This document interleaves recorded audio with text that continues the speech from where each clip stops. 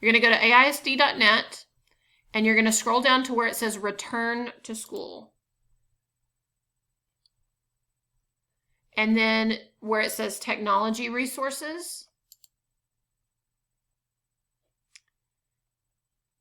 And so here, there is a lot of information, like logging into Chromebooks.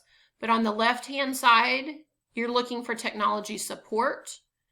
And you already have a device, but you want the one that says Student Help Desk. And if you click on that, it's going to take you right here. And you're gonna click on this Student Tech Help Request. And so you're going to type in your sister's name, her ID number, the school. You're going to choose Ellis. The teacher's name, I would just list at least one of the teachers. And then your email or her email and a phone number where they can reach you. And then you'll click Next. You'll fill out this help request.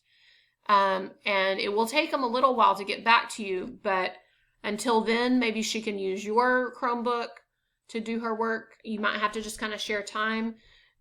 You might need to email her teachers, or your parent might need to email her teachers and say, this is what's happening, this is what we've done. But that way, they'll at least know what the problem is, okay? And they might be able to like send her assignments a different way.